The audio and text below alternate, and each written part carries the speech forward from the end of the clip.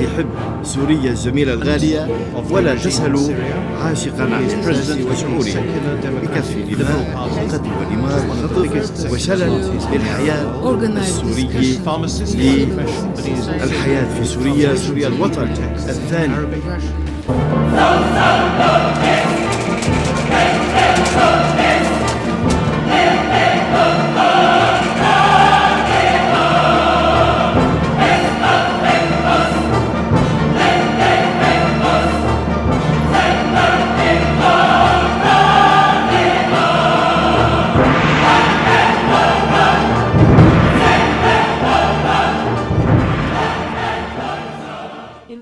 Orthodox Palestine Society non-governmental is the oldest Russian non-governmental organization which carries out humanitarian, educational, scientific missions, friendly contacts with all peoples and countries of the Middle East. Society was founded in 1882, 130 years ago, with purposes of supporting orthodoxy in the Holy Land, including Syria and Lebanon. The society supported churches, hostels, schools, ambulance stations, hospitals, archaeological expeditions, and has a high degree of confidence in the Holy Land. Syria is the part of Holy Land. That is why now we cannot stay indifferent to the dramatic events taking place in Syria, a crossroad of ancient cultures and civilizations. For us, it is extremely important to stop the bloodshed, the civil war and political confrontation, suffering of many people, discrimination against particular ethnic confessional groups, including the escalation of violence and persecutions of Christians.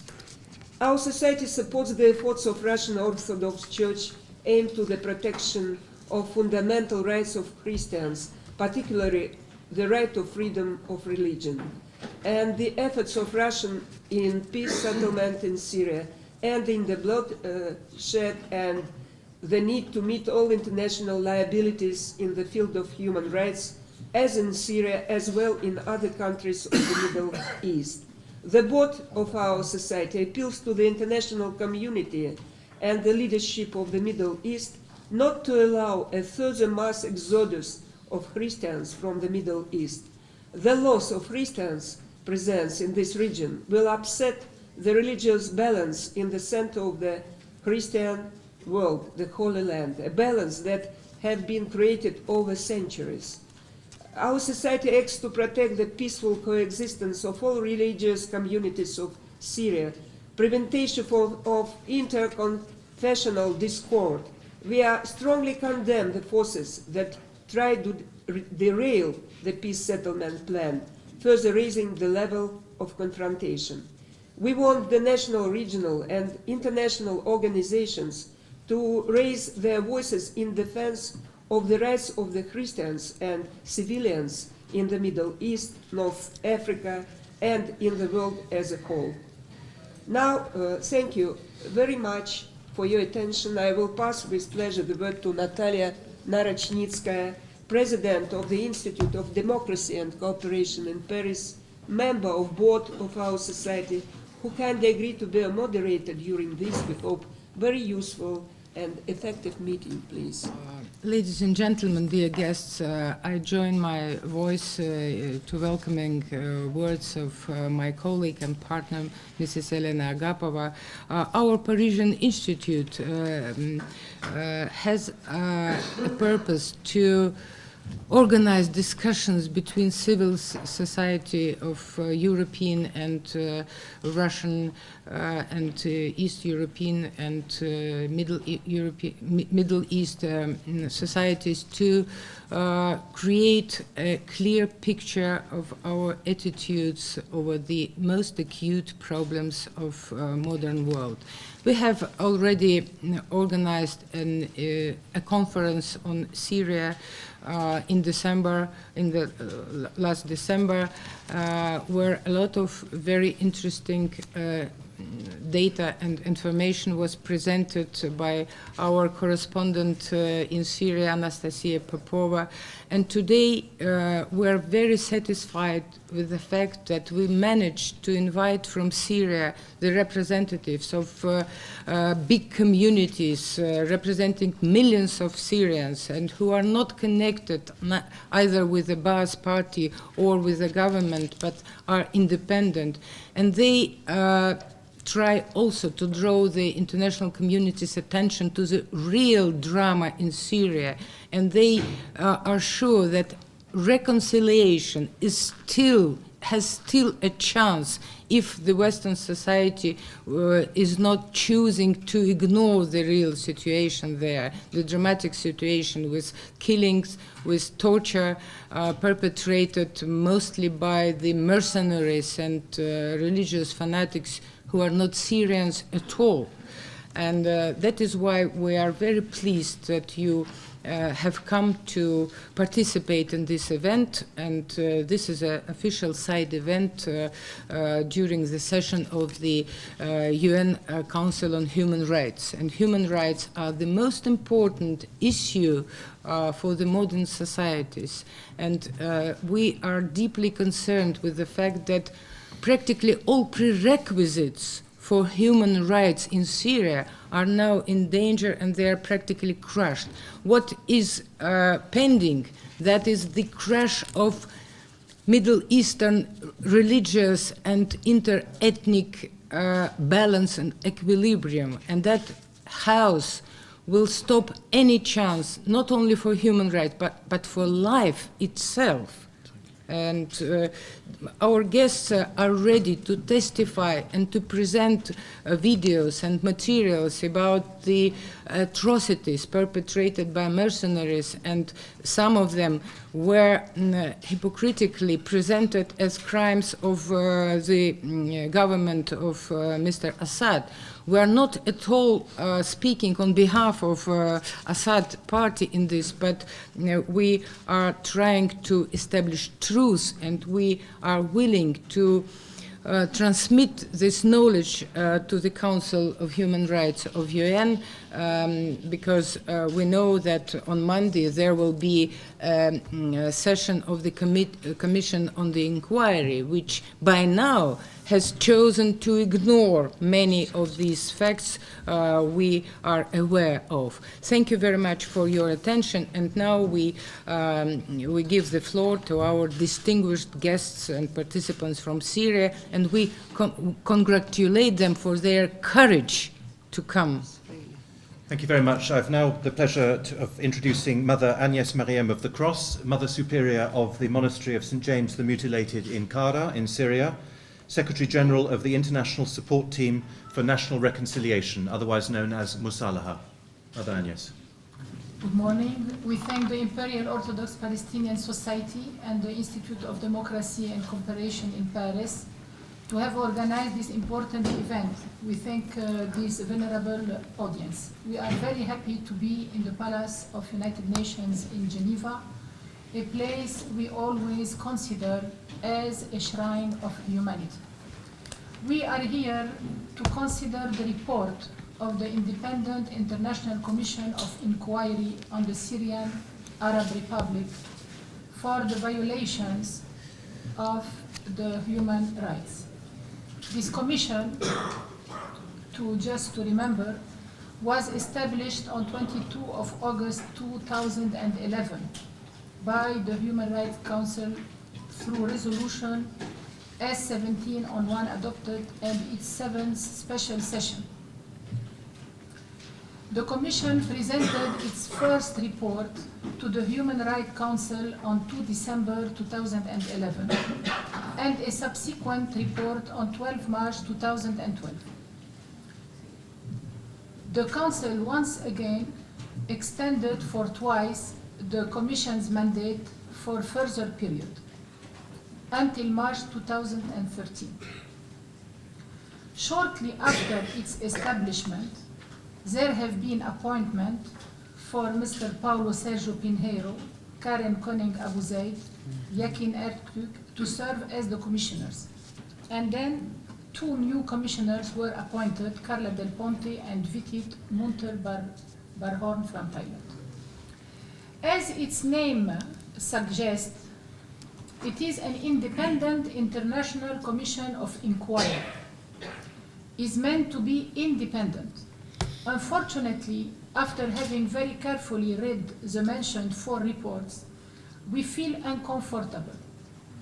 How to claim to be independent while the inquiry lays massively on the stories of one side of the population that lives, for most of them, outside the country, where we have experiences how the so-called witnesses can be influenced and even manipulated. Some of us present here visited Syrian refugees in Lebanon or in Turkey, and we have sensed how it is easy to change their mind. It is thus impossible to invoke independency, neutrality, and thus reliability in such an inquiry. That's what, in all cases, we read in the introduction of the Commission's work on the website www.ohchr.org. It is said, since the beginning of its work, the Commission has produced 4 reports plus 4 periodic updates exposing human rights violations committed throughout the country based on interview with over 1,400 witnesses and victims. The Commission's investigation relied primarily on first-hand accounts to corroborate incidents. Over 1,000 interviews have been conducted thus far, predominantly with people in camps and hospitals in countries neighboring Syria. Please underline with me this fact. Interviews have also been conducted by telephone and Skype with victims and witnesses inside the country. The Commission also reviews photographs, video recording, satellite imagery, forensic and medical report from government and non-governmental source, academic analysis and United Nations report. Despite this affirmation, we can say with no doubt, and after our experience inside Syria, that those reports do not give the whole idea about the situation. Moreover, we can affirm that the majority of the real victims haven't been at all heard nor put in evidence. A bunch of alleged incidents are totally cut from their context and presented as authenticated. Others with better documentation and with solid witnessing are put apart and ignored. It is evident that the Commission does effectively minimize the deeds of what it calls the anti-government armed group instead of denouncing them.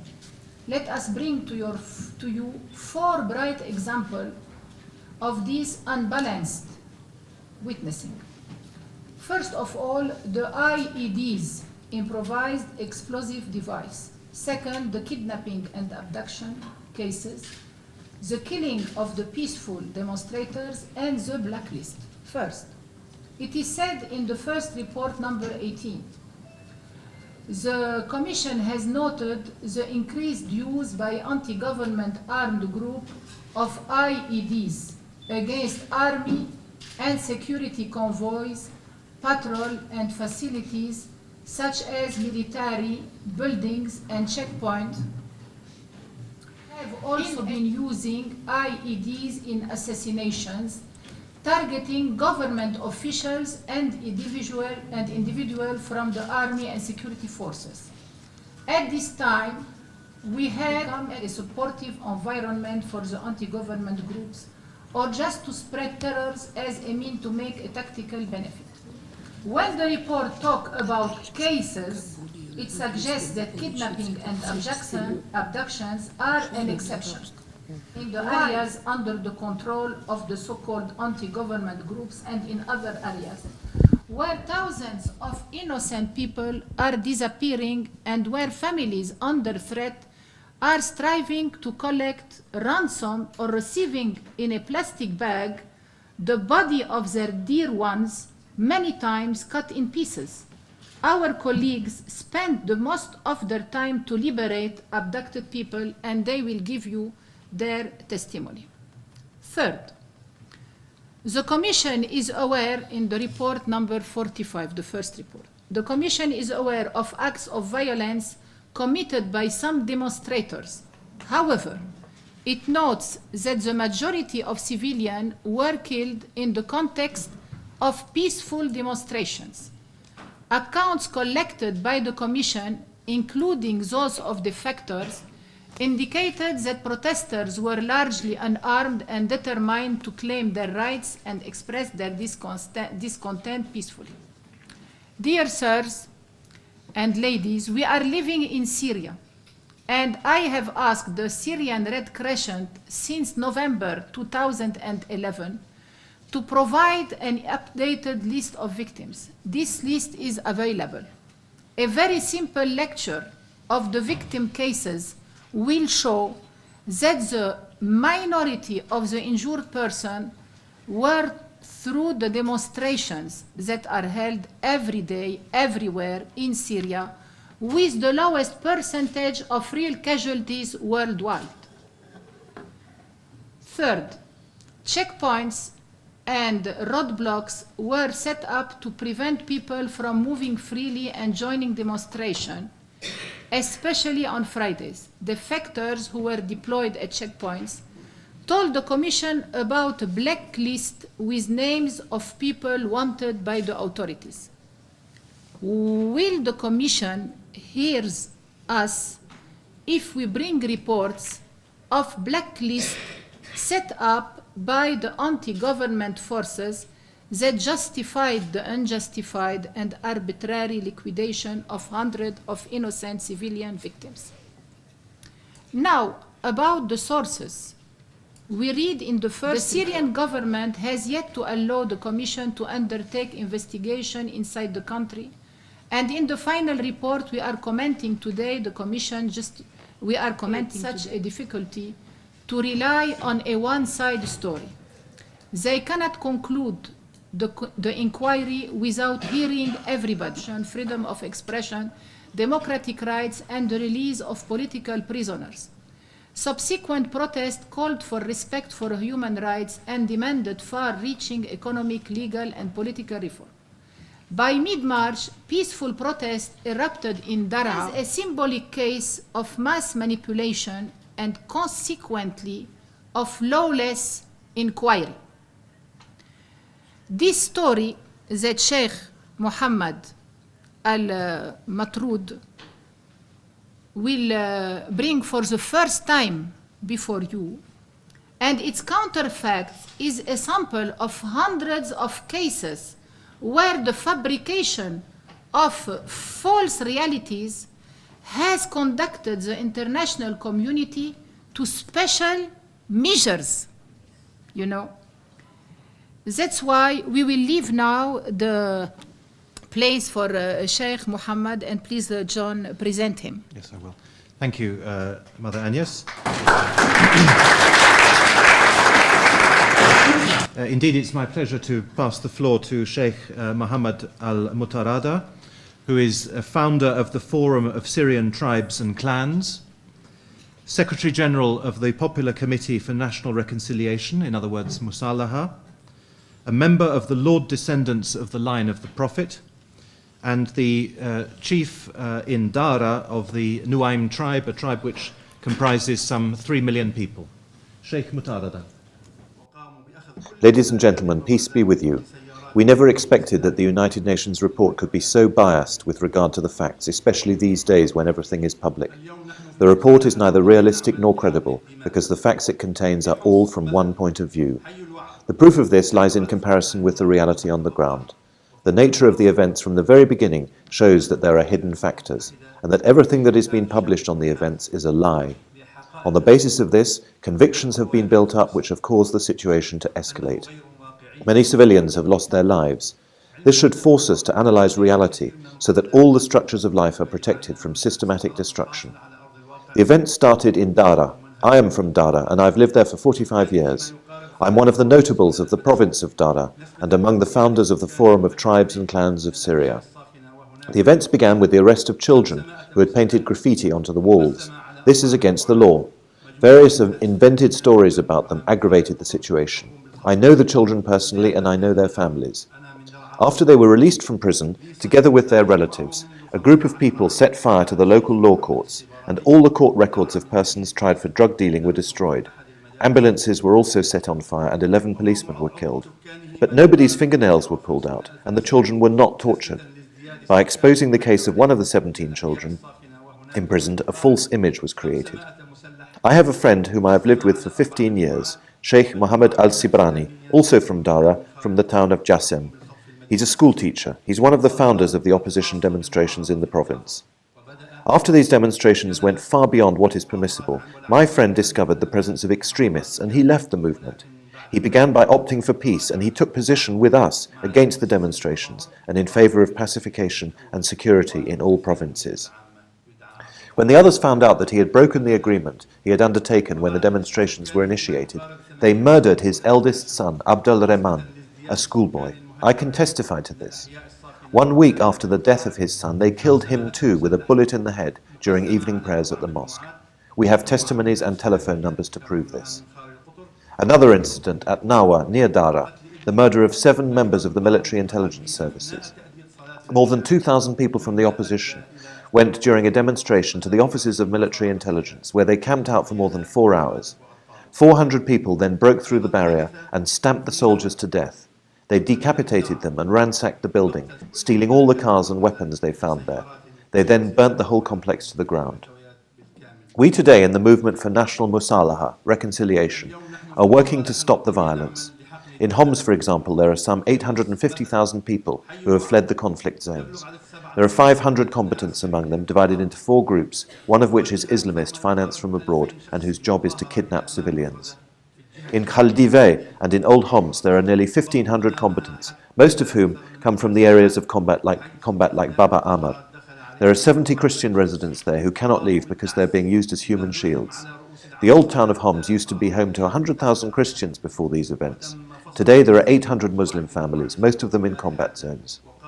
The inhabitants of these regions are desperately short of medicine and humanitarian supplies, and infectious diseases are spreading as a result of the accumulation of rubbish in the streets and because of the lack of water, electricity and even food.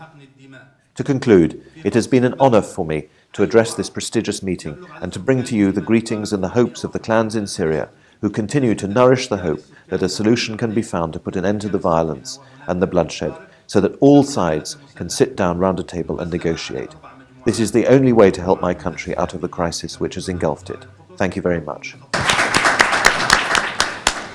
Thank you very much, Sheikh Mutarada. It's now my pleasure to give the floor to Mr. Sharif Shibadeh, who is an independent member of the Syrian People's Assembly, in other words, the Syrian Parliament, and he is Vice Chairman of the Parliamentary Commission for Human Rights and Liberties. Mr. Sharif Shibadeh. Ladies and gentlemen, my greetings. I'm pleased to be with you today. At the same time, I'm sad to be here, and for 2 reasons.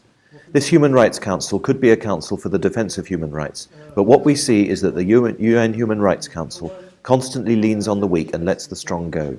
You know what is happening in Syria. Many of my colleagues have given you a clear and true picture of what's going on.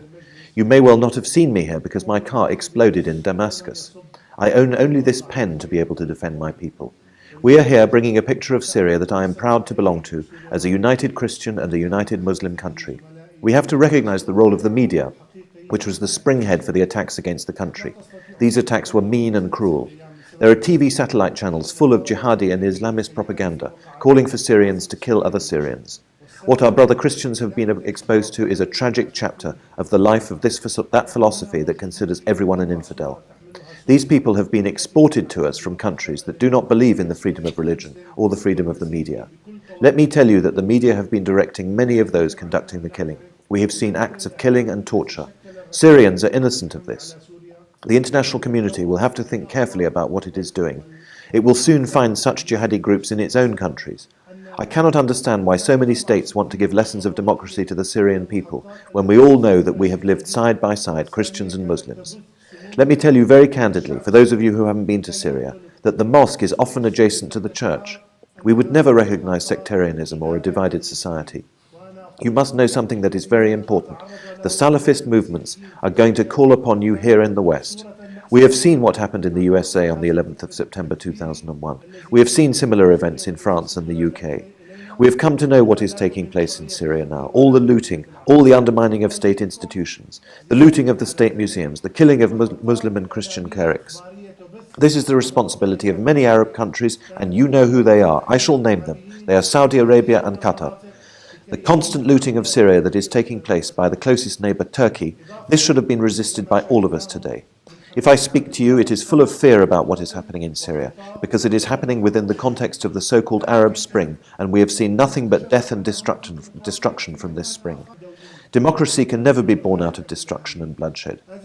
I shall not be confused in those explanations, but I should like you to know something very important, that terrorism and the killing and dismembering of people is not a revolution.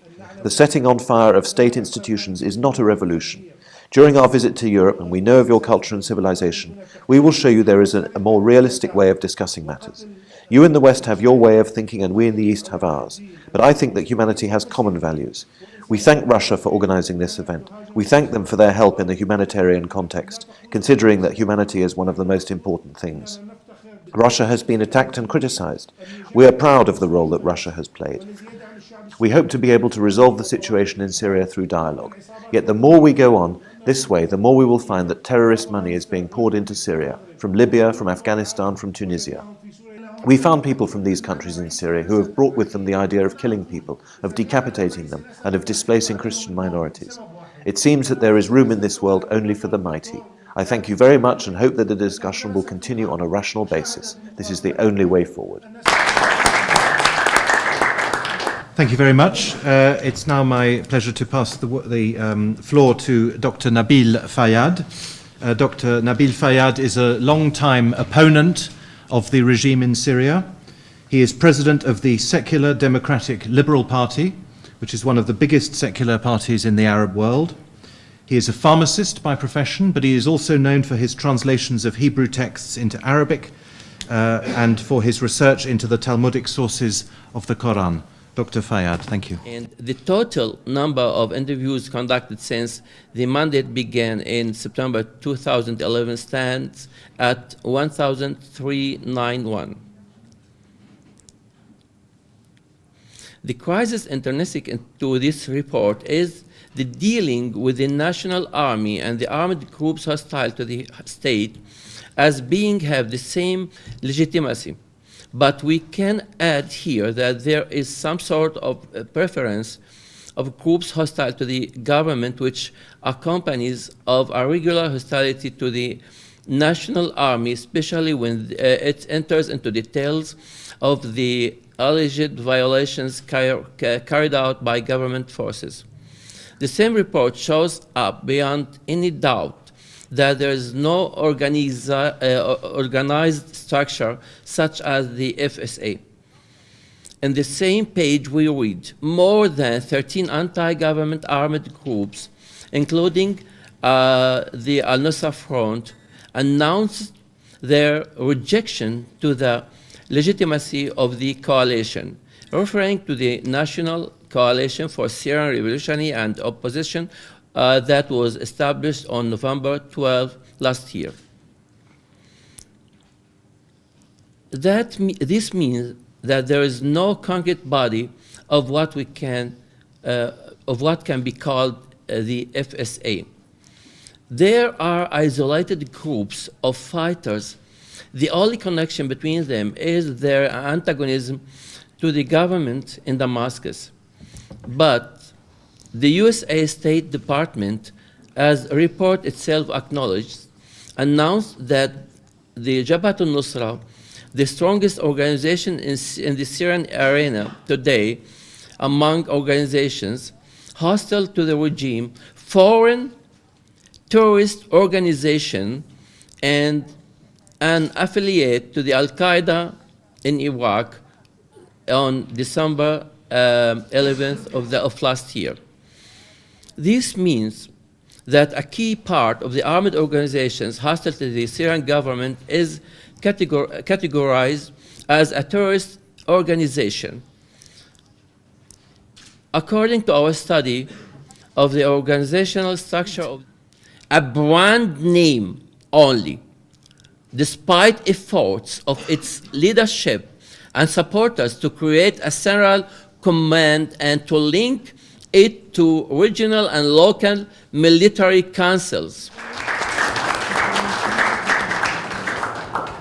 We are here today to say loudly, if the Syrian government accepts or not the inquiry, we can bring to the inquirers the witnesses and even the victims that are absent from their reports, thus making this report balanced and trustworthy.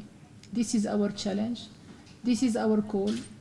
Let the United Nations hear the victims from the other side, or else it seems that crimes are covered, justified, minimized, or ignored. This is contrary to the most elementary principles of a trustworthy international report. I greet all and thank all those who have organised this meeting. I thank all those present. We are all working for peace. What you see here is Syria. We hope it shall remain so in the future. I am an opponent, an absolute opponent of anything that touches human rights. I am for anything and everything who promotes human rights. I'm very happy to be here in this international kitchen which cooks the fate of peoples. We sometimes see the negative sides, depending on the current winds. However, we are rich in our rights. We meet to find peaceful solutions. We have had enough killings, enough bloodshed in Syria. Beautiful Syria is falling by its own hands. We want to walk the path of peace and called the children of God. On Facebook I said I could see that peace may be close. Do not ask me why I am saying that. Do not blame me for being in love with Syria.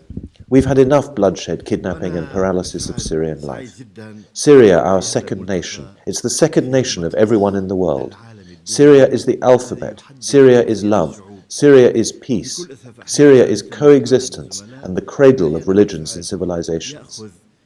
I am a priest from Old Homs, which is under siege. On the 26th of February, we were totally cut off. The Hamdiya area in Old Homs was emptied out. 95% of us Christians have left. There is now only one monastery still open, with a Dutch monk in it. I tried to help some people to leave, but for the past 200 days I haven't been able to enter or exit. Only one monk is left. These people are dying every day under the bullets. Living conditions are extremely difficult. We have no water, no electricity, no food, just a bit of rice and basic foodstuffs. That's all we have left. No more meat, no more vegetables, nothing. Everything has been destroyed there. My church, our mosques, our houses, all the people of all the city of Homs have been displaced. Daily I try to keep contact with our army. I salute our army and I hope that God will protect this symbol of our dignity. I keep contact with the army, between the army and the armed opposition, trying to keep civilians safe. So I try to help the families, bring in certain basic things for the children, some clothes, some utensils. About 80 Christian families have been displaced, about 800 families of our Muslim brothers have been displaced, and their houses have been destroyed. Those left under siege are facing hunger, thirst and bullets. I've met with the tribal caucus seeking reconciliation. These are true Syrians. They want to work for Syria. They went to the conflict zone so that a link is retained between all the communities who are fighting, those that support the government and those that support the armed opposition. I'm here with Sheikh Mutarada, and our organization is headed by Sheikh Al-Nuaimi, who unfortunately has been unable to come. So we work together in faith, courage and love in order to bring about reconciliation in Syria. All that you have heard today from our colleagues about media cover-ups and falsehoods as well as bias, and we have seen this since the beginning of the crisis. It's one of the reasons why the crisis has deepened. That's why we hope that these colleagues who are here with us today will help us to break out of the cycle of violence, rather than bringing an escalation of it and exacerbating hatred. Yes, we are here to tell you today that we believe in peace in Syria, peace among Syrians. We are all members of one family and our various confessional groups. We care about each other in spite of the interconfessional fighting. We sit with one person who has a missing child, with another one whose son has been arrested, with another whose son has been killed. We sit amongst them and we ask, what do we have that is splitting us up? What do we have that is bringing us together? Syria is being lost, and it hurts us to see that. But God willing, we will succeed, and Syria is our home. Syria is our honor. We would like to stress that we need a Syrian solution, a Syrian-grown solution. Madam, you mentioned you work in the Holy Land. Well, Syria is part of the Holy Land, and we would like to welcome you in Syria. You are Syrians like us. Syrians are those who love their fellow humans. We are not against those who are outside. We are with those from outside, but we do not want interference or bias. We do not want arms. Arms will not bring us together. On the contrary, we would like to say that you are all welcome in Syria to help us build a country of love and brotherhood. In this UN building, this human rights shrine, we hope that we can reach a solution without bias interference, which has its own agenda at the expense of Syrian blood and destruction. So we in the National Reconciliation Commission, we are hand in hand with all those who want peace in Syria so that we can rescue the country. Syria has been the subject of a global conspiracy as well as an internal one. There is not just a conspiracy from abroad alone. We are in a conspiracy. Yes, we have our responsibility to bear. We have killed one another. We now want to defend Syria so that Syria can become one nation, one civilization, one country. Now, many things have been mentioned. I would like to say one or two things. It's important to stop violence and to stop arms from all sources. We are against government bullets and against opposition bullets. We cannot build peace under the bullet. First, we have to put an end to the violence. We must stress this from the outset. We've been able to restore peace in certain areas and in certain conflict zones in Homs, Aleppo, Dara, and even Damascus. We were able to convince combatants to leave these neighborhoods in order to spare them bloodshed. It's also important to work on the release of those who have been kidnapped, whether Syrians or foreigners. There are various motivations for abductions, whether ideological or religious or monetary, also for revenge. We've been able to ensure the release of many Syrians and foreigners who were abducted. We're also able to obtain the release of those who were unjustly detained in prisons and detention centers. We've been able to work with the security forces to ensure the release of people. It's also important to look for those who have disappeared, to bring back the corpses of dead people to their families. Here also we've had some positive results. It's also important to settle the cases of armed combatants. We've convinced some combatants to give up their arms with the assistance of security forces, based on agreement backed by guarantees that the combatant will be able to return peacefully to work. It cannot work if there are no guarantees, and if 2 hours after giving up his arms, a combatant is arrested by the security forces. No. We've been able to get guarantees from the security forces, and this is one of the positive results of the peaceful opposition. We also need to settle issues in neighborhoods. We need dispensaries, we need bakeries, and so on. This can be done through cooperation with officials. Finally, it's important to concentrate on national dialogue based on mutual tolerance and respect. Some on the government side say we can't trust the opposition. Some on the opposition side say we can't trust the government. So we need to rebuild trust and confidence. This is a major problem for Syria. We're working towards re-establishing trust. We have no money. The money that we have is being depleted. We receive no support from official or unofficial sources. We have practical, material, and moral problems. There are threats. But we have great faith in the great country of Syria, and we will continue on our march towards peace. Thank you.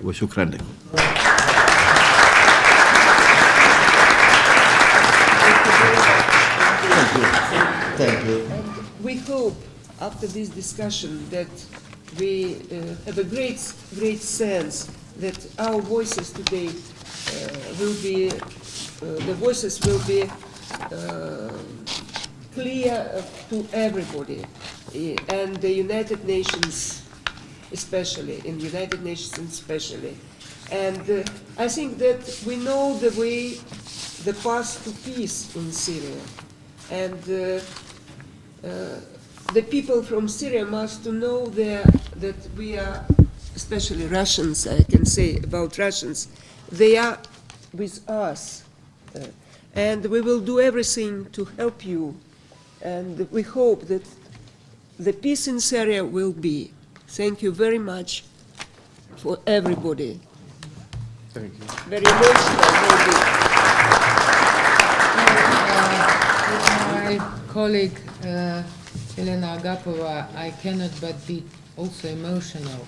We Russians have lived through our history in a multinational and multi-confessional society. That was the core of Russian state.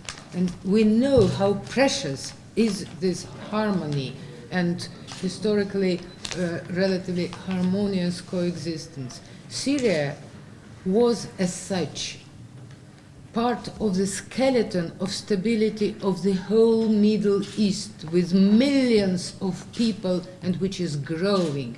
What Western world thinks of the future when they destroy by their short-sighted policy the state which is the core of this balance of Middle East. Our distinguished guest and Monsignor Michel Naman said, let us not let Syria collapse and die, because that will be the collapse of the whole region and of the geopolitical balance in the world. And we have heard here that, and we appeal to the Human Rights Council of the United Nations, because to raise its voice against impartiality and to be real part in the long and very difficult process of rehabilitating Syria. We understand that despite the awful pictures we see and despite these awful pieces of information we get from the media, there is still chance for reconciliation, because Syrian people are absolutely sick and tired of death, blood, and no future for their children.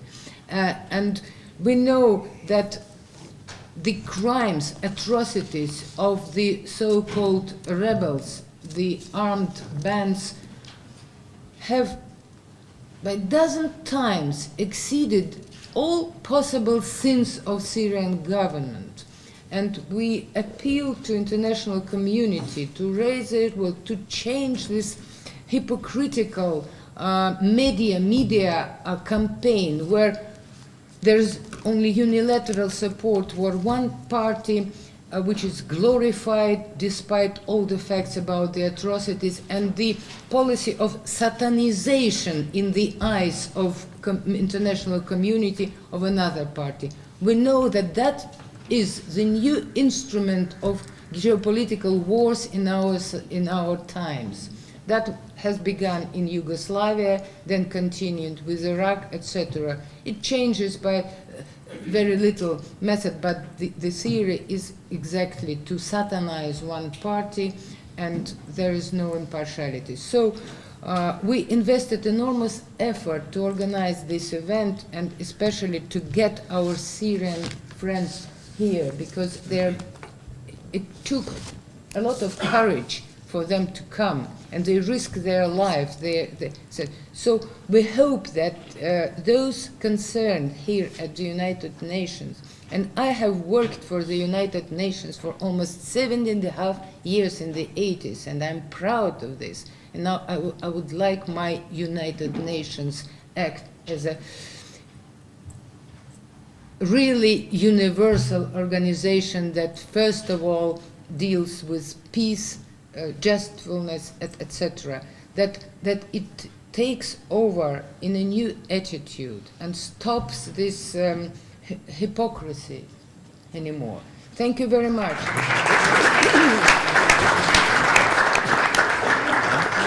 Dear guests and friends, we conclude our meeting. We thank you very much for your presence. And we would be extremely grateful to the diplomats who are present here from the permanent missions if they see to it that all the information reaches the Council of Human Rights of the United Nations, so that it at least doesn't ignore it, duly processes the information and takes note of it. Thank you very much. Thank you. I'm sure we'll all join me in thanking the interpreters.